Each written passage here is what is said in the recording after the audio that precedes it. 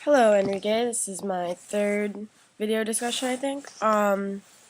Today I was going to discuss the differences and similarities between getting off and the big black penis, kind of like going off of our discussion for yesterday's class.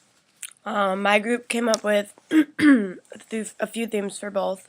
For getting off, we did male dominance because the whole porn and the males treating the women like complete crap in them, that them always having dominance over the male, including like this whole women wanting their sperm and basically saying that men are the God's gift to earth. Then we said animalistic racism because there's racism towards, like, there's racism in both, but for that animalistic, we did women objectified, which is kind of obvious. I mean, women are objects in pornos, and as they say, they're 3 holes and 2 hands.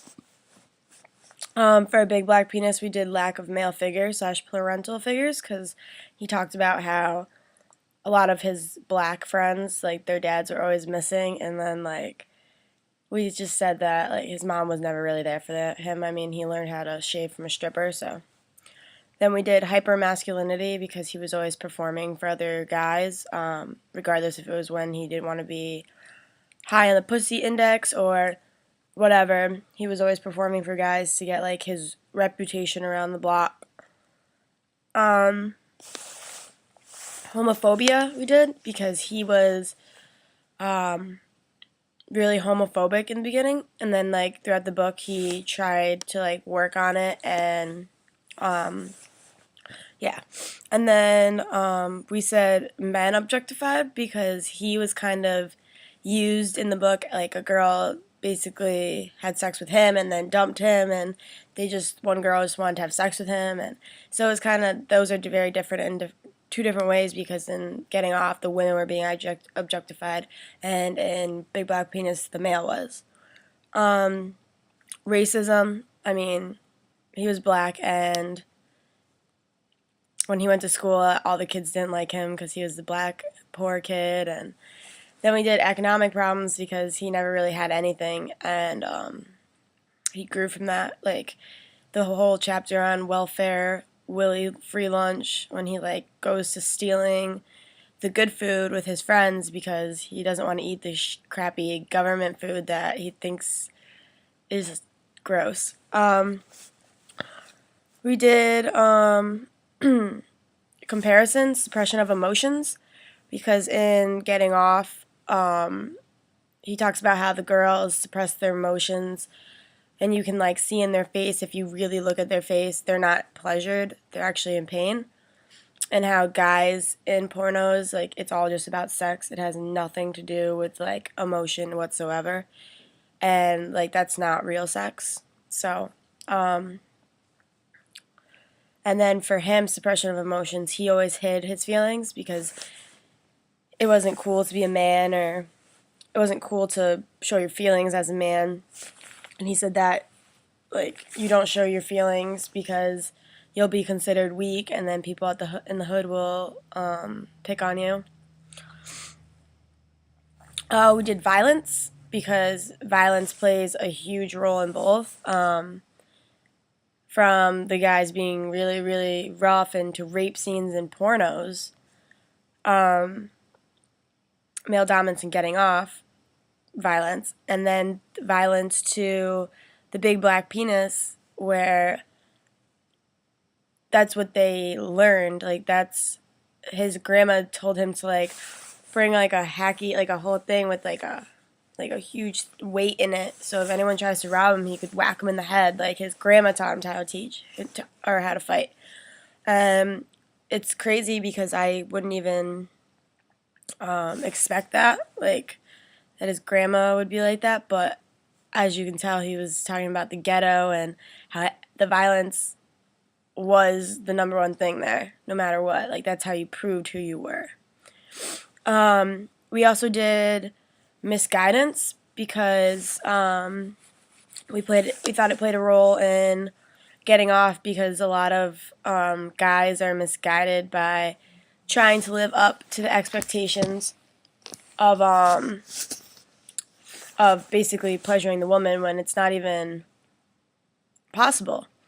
So they're living in a misguided fantasy world where they're being suppressed because they feel like they're not man enough, or basically, and then the girls are misguided because, I mean, a lot of them go into pornos for different reasons, and one girl in the Getting Off, she had sex with 60 guys, so, I mean, and she liked it. Well, she liked it. I'm not sure if she actually truly liked it, but her mom was proud of her, and I just feel like she's really misguided. And then in Big Black Penis, it's like clear he's very, very, very misguided. He spends the whole book trying to find out who he is, and a lot of time he is misguided by like other people, and he's trying to find his identity, and he tries a few different other ways, and finally in the end he finds out who he is and who he truly loves. So that's a good thing.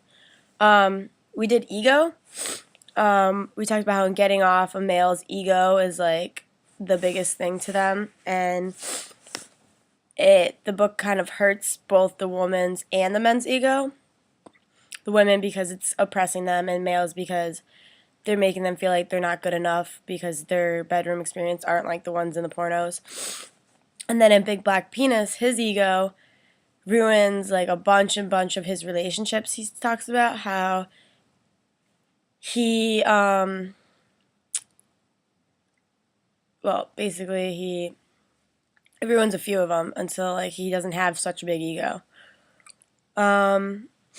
We did exploitation because, I mean, it's pretty given. Women in the pornos are exploited to the max, and Big Black Penis, I feel like black males are exploited in the book. I thought a big one was lack of society's expectations. Again, in the Getting Off, males will never be able to give what pornos give, the satisfaction to the woman like that. And then for Getting Off, blacks in society, they already kind of have a name and a role to play in our society. And he was talking about how a lot of males can't even live up to that.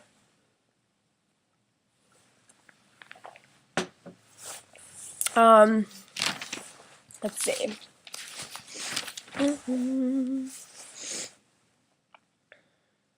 Oh, self-reflection. I thought that was a very interesting one because in Getting Off, Jensen kind of plays like a look at what porno's doing to our society, to men and women.